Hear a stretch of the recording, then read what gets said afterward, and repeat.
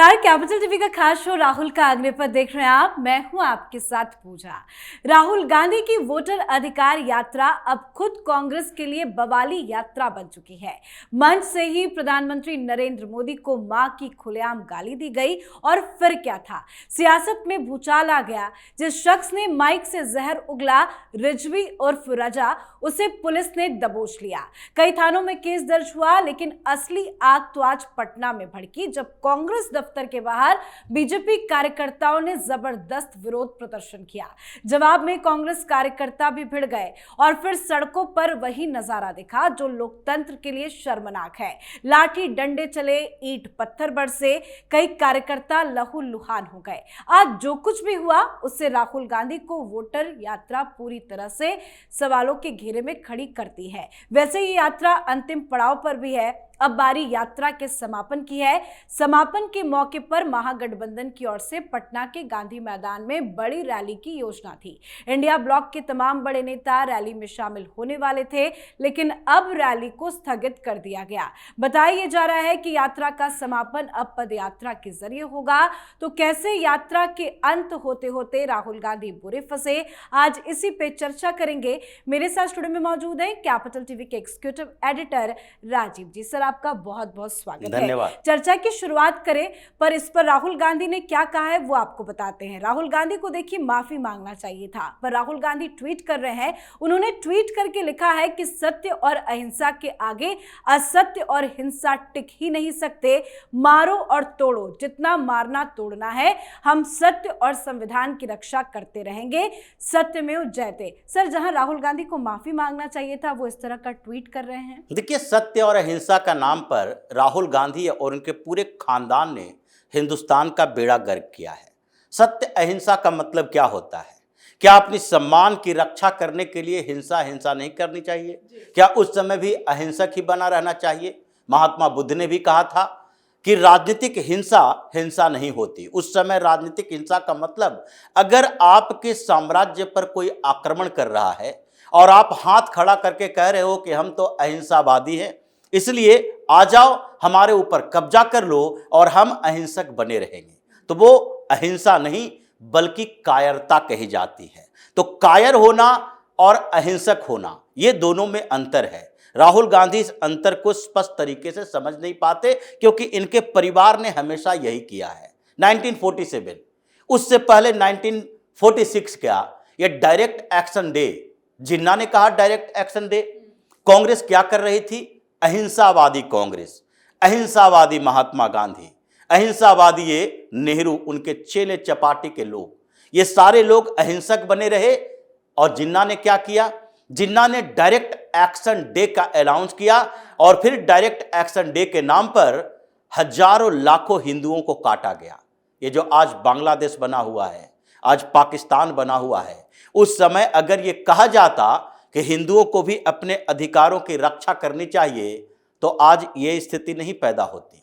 और अगर ये कहा जाता कि अगर जिन्ना डायरेक्ट एक्शन लेना चाहता है तो हमें भी डायरेक्ट एक्शन के लिए तैयार रहना चाहिए, प्रतिक्रिया हम उसी के शब्दों में देंगे, उसी के तरीकों से देंगे, फिर ये पाकिस्तान के समर्थन में लग रहे नारे और की जा रही ये हिंसा, ये 2 दिन के अंदर ही खत्म हो जाती। क्योंकि शक्ति संतुलित होना चाहिए, और शक्ति के संतुलन का सिद्धांत भी यही कहता है कि बैलेंस अगर नहीं रहेगा पावर का, तो फिर जो पावरफुल है वो कमजोर को दबा देगा। और हिंदू बहुसंख्यक होने के बावजूद ये कमजोर बने रहे, क्योंकि इनके लीडर ने, इनके जितने नेता थे, वो अहिंसा के नाम पर इनको दब्बू बनाकर रखा, कमजोर बनाकर रखा, कायर बनाकर रखा। इसलिए आज हिंदुस्तान की ये स्थिति है कि अलग अलग जगहों पर जिन लोगों ने जिन्ना का समर्थन किया, जिन लोगों ने पाकिस्तान का समर्थन किया, वो हिंदुस्तान में बैठकर अलग अलग जगहों पर अपना साम्राज्य इस्लामिक किलेबंदी बना के रखे हैं। और वही इस्लामिक किलेबंदी से निकला हुआ एक जाहिल रिजवी वो प्रधानमंत्री मोदी को गाली देता है। और उसके बाद ये लोग कहते हैं कि हिंदुओं को, यानी भारत के लोगों को अहिंसक बने रहना चाहिए। फिर भी एक अटेम्प्ट किया गया, एक प्रयास किया गया भारतीय जनता पार्टी की तरफ से, और भारतीय जनता पार्टी ने वो प्रयास किया पीसफुल प्रोटेस्ट, जो हमारा संवैधानिक अधिकार है।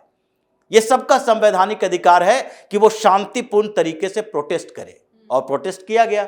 जब प्रोटेस्ट हुआ तो उसके बाद इन लोगों ने प्रोटेस्टर के खिलाफ ये जो पत्थरबाजी की वो अहिंसा थी या हिंसा था, ये राहुल गांधी को जवाब देना चाहिए। नाम सदाकत आश्रम, गांधी के चेले, ये गांधी के नाम पर ये आश्रम बनाए गए, उसको कांग्रेस का हेडक्वार्टर बनाया गया बिहार का, और उसके बाद उस जगह पर अगर कोई पीसफुल प्रोटेस्ट कर रहा है तो तुम ब्रिटिशर्स बन गए। कहने का मतलब तो यही है कि जैसे गांधी का आंदोलन चला, भारत का आंदोलन चला, कांग्रेस, उस समय कांग्रेस ये कांग्रेस नहीं थी, आंदोलन चला और पीसफुल प्रोटेस्ट होते थे। जालियांवाला बाग में पीसफुल प्रोटेस्ट करने के लिए लोग गए और वहां पर जनरल डायर ने गोली चला दी, तो वो गोली चलाया, इन लोगों ने पत्थर चलाया, तो ये अंग्रेज बन गए उस समय कि भारतीय जनता पार्टी के कार्यकर्ता नेता की इतनी औकात कि हमारे कांग्रेस के कार्यालय के सामने आकर प्रोटेस्ट करे। हम तो सत्ताधारी पार्टी रहे हैं, हमारे सामने ये कैसे प्रोटेस्ट कर सकता है? वो अधिकार भी मेरे पास ही है, क्योंकि हम सत्ता में जब रहेंगे तो सत्ताधारी पार्टी रहेंगे, विपक्ष में रहेंगे तो परोक्ष सत्ताधारी पार्टी रहेंगे, दबदबा हमारा ही होना चाहिए। तो अभी ये बदलते सिचुएशन माहौल में इन लोगों ने अपनी पुरानी बातें याद रखी और पत्थर चलाना शुरू किया, तो पिटाई ठुकाई हो गई। अब जब पिटाई हो गई तो राहुल गांधी अहिंसा का पाठ पढ़ाने लगा। ये पूरा मोडस ऑपरेंडी वही है, इसकी मानसिकता भी वही है जो इस्लाम की मानसिकता कही जाती है। मुसलमानों के साथ ऐसा होता है कि जहां जहां ये कहा जाता है, 3 थ्योरी चलती है इनके लिए कि अगर इस्लाम के मानने वाले मुसलमान, अगर उनका मजहब मुसलमान है तो जहां ताकतवर होगा वहां कमजोर को दबा देगा, यहूदियों को खदेड़ देगा, ईसाइयों को खदेड़ देगा। पूरे अरब से यहूदी और ईसाई का खात्मा कर दिया।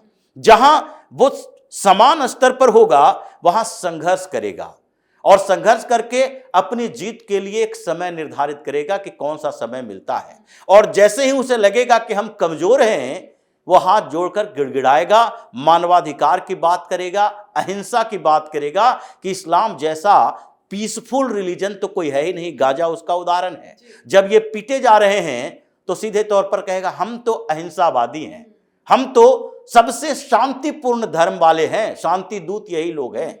वही मोडस ऑपरेंडी राहुल गांधी का है। अगर ये कांग्रेस के कार्यकर्ता वहां पर सड़कों पर उतरते, दूसरे की पिटाई करते, तो वो कहता कि देखो कांग्रेस के कार्यकर्ता तो सामान्य तरीके से काम कर रहे थे, उसके ऊपर इन लोगों ने हमला किया, जैसे पुलिस के खिलाफ करते हैं, नीतीश कुमार के खिलाफ कहते हैं कि ये सब शांतिपूर्ण तरीके से काम कर रहे थे, पुलिस ने लाठीचार्ज कर दिया। उसी तरीके से अगर कांग्रेस ने ऐसा किया होता, कांग्रेस कमजोर नहीं पड़ी होती, कांग्रेस के ऊपर यह आरोप नहीं लगता कि तुम्हारे नेता ने प्रधानमंत्री मोदी को दिवंगत माता के नाम से गाली दी है, तो ये आज ऐसे बैकफुट पर नहीं आता और न ये ट्वीट करके कहता हम सत्य अहिंसा की बात करते हैं, हम संविधान की बात करते हैं। उस समय ये सीधे तौर पर फ्रंट फुट पर खेलता और भारतीय जनता पार्टी के खिलाफ, मोदी के खिलाफ यही बात बोलता, ये देखो तानाशाहियों की सरकार चल रही है, तानाशाह है, कांग्रेस के खिलाफ ऐसा किया जा रहा है, हम लोगों को पकड़ा जा रहा है, पीट रहे हैं कार्यकर्ताओं को। आज ये बैकफुट पर है। आज ये दिख रहा है इसको कि हमारे एक नेता ने, जो कि कम्युनिटी भी का क्या था, मजहब क्या था, मुसलमान, ये हिंदू अगर होता तो इन लोगों को लगता भी कि कम से कम डिफेंसिव हो सकते हैं, हम इसको बोल सकते हैं कि उसकी जुबान फिसल गई, जैसे बार बार ये बोलता रहा, नहीं तो चुप्पी साध लेते। लेकिन एक मुसलमान जो कि पूरी मुस्लिम कम्युनिटी मोदी से नफरत करती है, और वो सरेआम मंच पर, जिस मंच से उतरकर प्रियंका वाड्रा, राहुल गांधी, तेजस्वी यादव ये सब रैली करने के लिए बाइक पर सवार हुआ, उस मंच से वो प्रधानमंत्री मोदी को ऐसी भद्दी गाली दे रहा है, और उसके बाद ये लोग कुछ नहीं कर पाया, पुलिस ने अपना काम किया, पुलिस अरेस्ट कर रही है। उसका भी वीडियो है कि गाली पे ताली बजा रहे हैं, गाली पे ताली बजा रहे हो, तो उसके बाद तुम्हारे पास अब कोई मोरल राइट्स नहीं बचे हैं कि उसको किसी तरीके से संरक्षित करो या फिर उसको डिफेंस में आओ, इसलिए बैकफुट पर है। अभी तो ये पिटाई किसकी हुई? सदाकत आश्रम में कुछ बैठे हुए कांग्रेसियों की। अभी तो ये लाठी युद्ध चला पटना के सड़कों पर, लेकिन अभी पटना में प्रवेश करने वाला है राहुल गांधी का यात्रा, वहां मार्च करने वाले हैं, मार्च करने के समय में क्या हालत होगी ये कांग्रेसियों को पता है।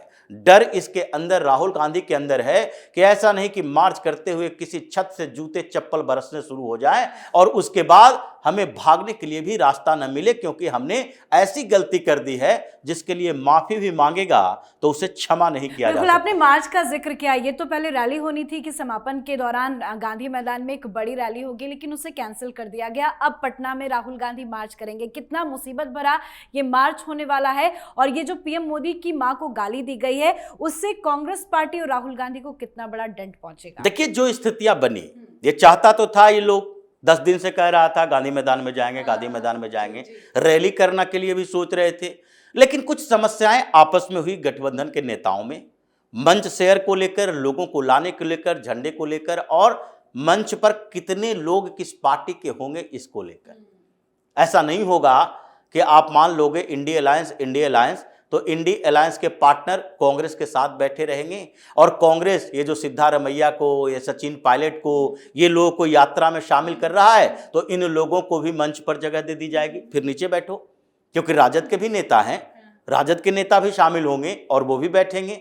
CPI, CPM, CPIML, Mukesh Sahni की पार्टी, ये सारे गठबंधन के हिस्सा है, तो ये लोग पहले मंच पर पहली पंक्ति में बैठेंगे, ये पीछे जाकर नहीं बैठेंगे। और कांग्रेस के नेता जो सोच रहे हैं कि पूरे मंच में अगर 20 लोगों के लिए जगह पहली पंक्ति में है, तो सिद्धारमैया को कहां पीछे बिठाएंगे, जो सुक्खू को पीछे बिठाएंगे। महागठबंधन का अगर 2-4 लीडर आ गया, केजरीवाल नहीं जाएगा, ममता बनर्जी नहीं जाएगी, लेकिन हो सकता है अखिलेश यादव चले जाते, या फिर दूसरे जो साउथ से ये इंपोर्ट करके लाते हैं स्टालिन जैसे लोगों, उसके कोई नेता आ जाती, कन्नी मुझी आ जाती, शरद पवार भी चले जाते, या सुप्रिया सुले को भेज देते, तो इन लोगों को कहां जगह देंगे। एडजस्टमेंट प्रॉब्लम हुई तो गांधी मैदान से कैंसिल हुआ, और फिर लगा कि मार्च करना है तो मार्च में आगे पीछे की गाड़ियों में तो सब बैठे रहेंगे। लेकिन अब जो पटना में बवाल दिख रहा है उसमें तो मार्च में भी लग रहा है कि समस्या बढ़ेगी।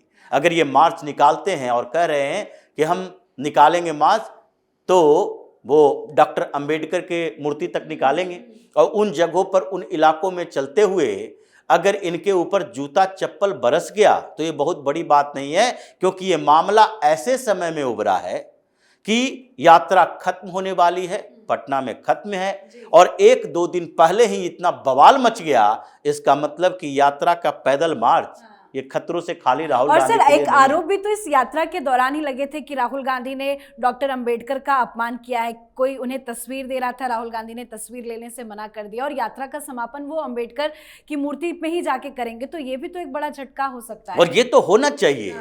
ये अंबेडकरवादी लोग जो अम्बेडकराइट्स हैं, जो दलित की राजनीति करते हैं, ये इनकी पार्टी में भी शामिल हो रहे हैं, इनके गठबंधन में भी हैं। इन लोगों को भी सड़क पर उतरना चाहिए कि राहुल गांधी ने यात्रा के दौरान अपमान किया था, डॉक्टर अंबेडकर का अपमान किया था, तो डॉक्टर अंबेडकर के समर्थकों को भी मैदान में होना चाहिए। तो मायावती को सोचना चाहिए, इन लोगों ने ठेकेदारी उठा रखी है, तो इन पार्टियों के लोगों को सड़कों पर आना चाहिए और राहुल गांधी का बायकॉट करना चाहिए कि तुम्हारी हैसियत नहीं है कि डॉक्टर अंबेडकर की मूर्ति के सामने आओ, तुम अपने नेताओं के पास जाओ, तुम जवाहरलाल नेहरू की मूर्ति तक जाओ, गांधी मैदान से गांधी चौक तक जाओ, इसमें कोई गुरेज नहीं होगा। इन जगहों से जाओगे तो तुम्हारा बायकॉट जरूर होगा। जी, बहुत बहुत धन्यवाद सर समझाने के लिए। धन्यवाद। तो दरभंगा के मंच से प्रधानमंत्री नरेंद्र मोदी को गाली दी गई और कांग्रेसियों ने तालियां बजाई। नतीजा ये निकला कि अब कांग्रेस खुद गालियों के जाल में फंस चुकी है, और अब इस पूरे हंगामे का सीधा असर पड़ा है राहुल गांधी की यात्रा पर। यात्रा तो अब पूरी तरह से फ्लॉप ही हो गई है और समापन भी फीका पड़ गया है। सच यही है कि राहुल गांधी यात्रा निकालकर अपने ही जाल में बुरे फंस गए हैं। तो आपकी क्या राय है, कमेंट करके लिखिएगा। देखते रहिए कैपिटल टीवी। नमस्कार।